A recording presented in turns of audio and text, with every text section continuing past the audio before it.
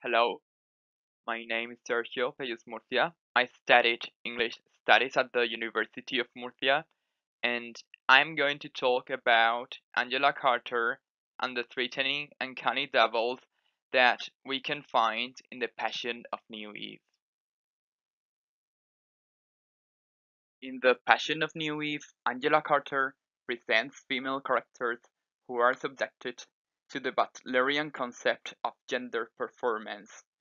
This is the case of both Evelyn and Tristeza, man to woman trans characters who problematize their identities at certain points of the novel. The novel is about Evelyn, who arrives in a dystopian America embroiled in a civil war, which makes Evelyn, a rather sexist man, flee to desert, and there he finds a matriarchy governed by Mother, who transforms Evelyn into a woman which will have to suffer the passion experienced by all the women in the world. Later, Evelyn ends up in Zero's harem, and finally she's able to escape from this America which has dissolved her gender. In this way, gender categories and femininity are also put into question by the manifestation of these new selves. Of course, their originality is doubled.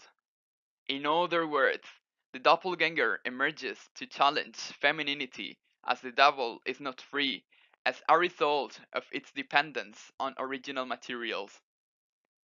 This uncanny externalization is frequently linked to both creation and destruction. It finally alienates the original to turn it into a different other. Tristeza and Evelyn feel abjection and strangeness when they see their dichotomies and essentialism merging in the same place. To understand this last idea, it is important first to be conscious of how femininity works in the Passion of New Eve, and secondly, how it relates to the construction of the doppelganger, how these new selves facilitate the third space. In the Passion of New Eve, many different women typify different ways of being a woman. They are all, in a sense, conditioned by the patriarchy erecting the historical cornerstone of a society that subjugates them. The first type of woman which the novel offers is subservient and a sex object for men. Evelyn describes how he took some girl to the movies and paid a little tribute of spermatozoa. Or later, in the city of New York, as soon as I saw Layla, I was determined to have her, as if Layla was a product.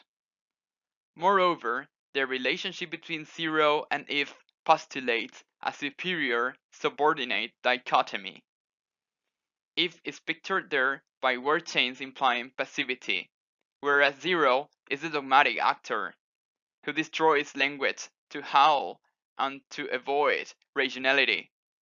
Women's actions are controlled by men who are the dominant class in patriarchy.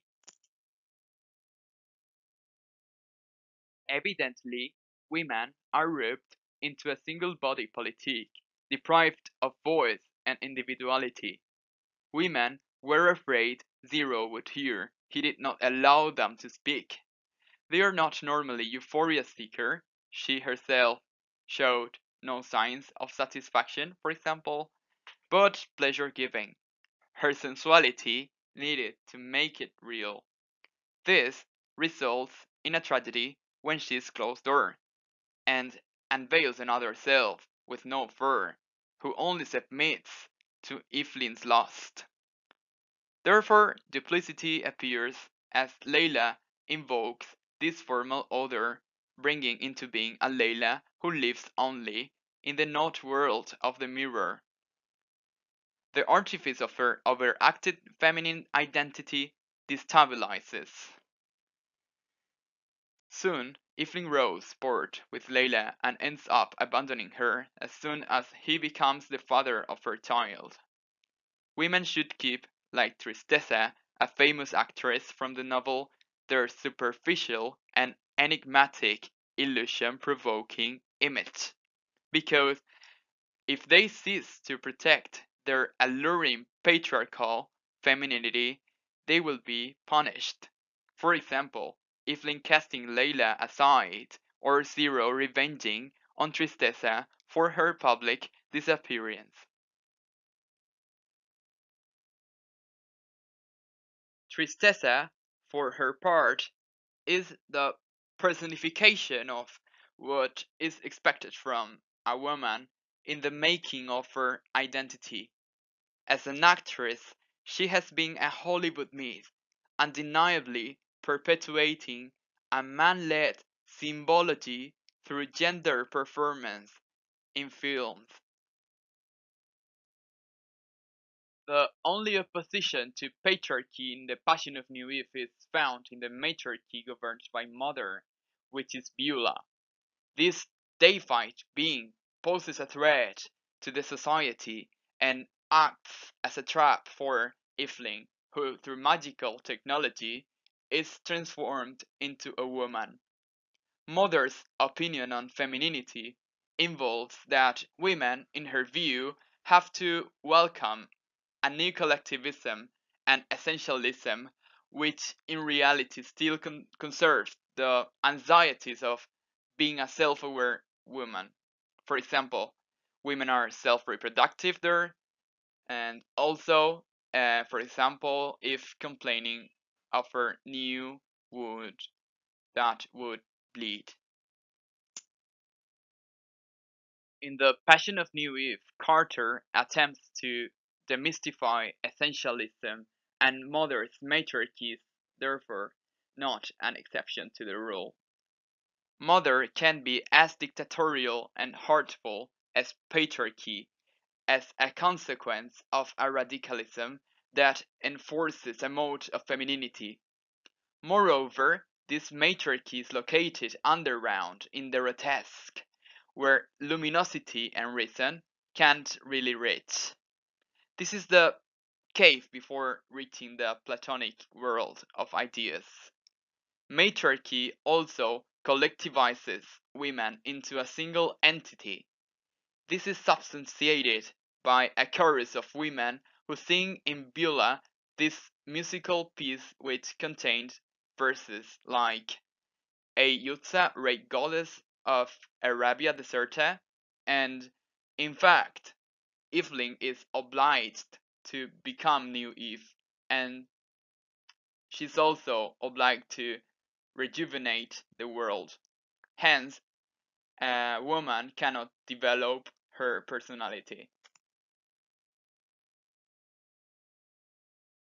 All in all, in the Passion of New Eve, women can craft their femininity either in consonance with a desiring and dominant omnipresent patriarchy or in harmony with Mother's mythological dogmatism.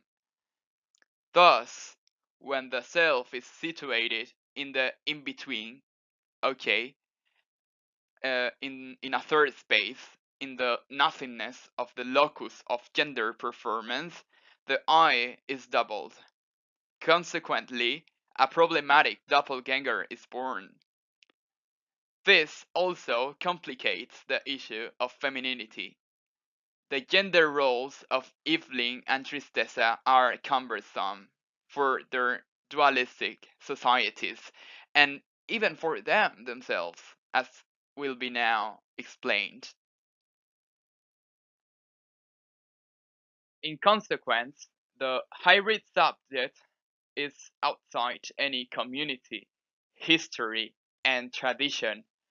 Tristeza, for example, living in the desert, and Evelyn after the sex change, don't belong to the Aristotelian polis. They are both the personification, accordingly, of a femininity which can be simulated but never internalized. And this invokes the doppelganger, and of course, a third space is suggested. There are many occasions in which these characters are conscious of their dissonant double.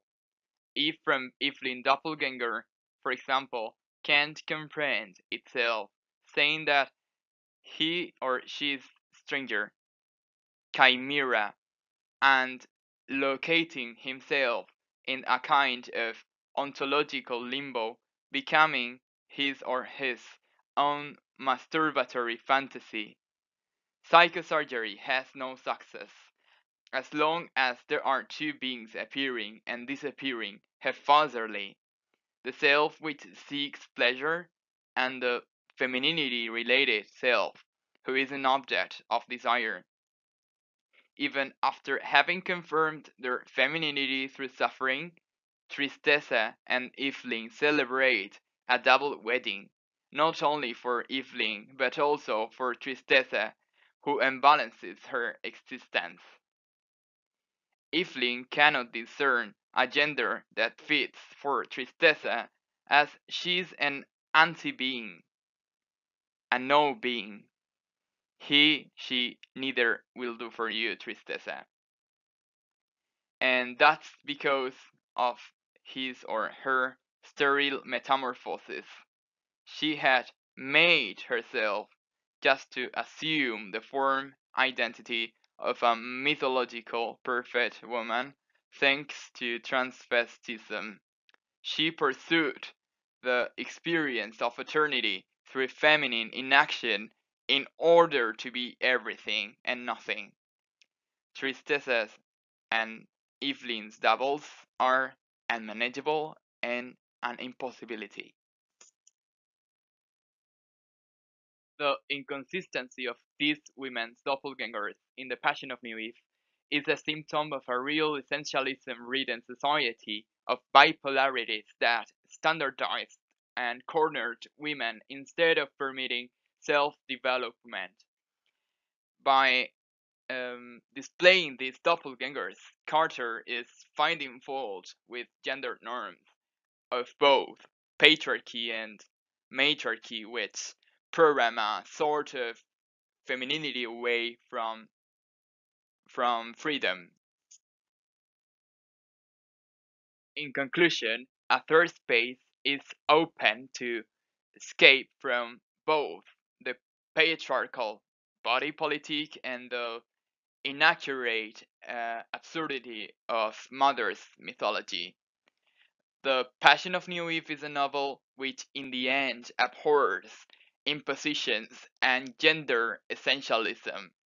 So, okay, that's everything, and thank you for having listened to my intervention.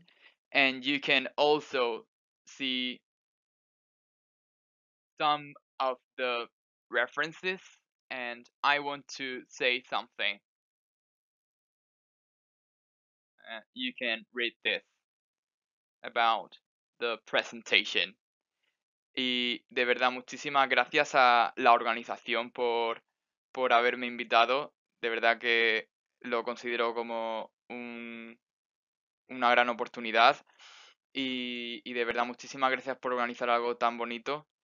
Y bueno, también disculparme por si no se ha oído bien del todo porque he tenido una serie de problemas técnicos relacionados con el sonido.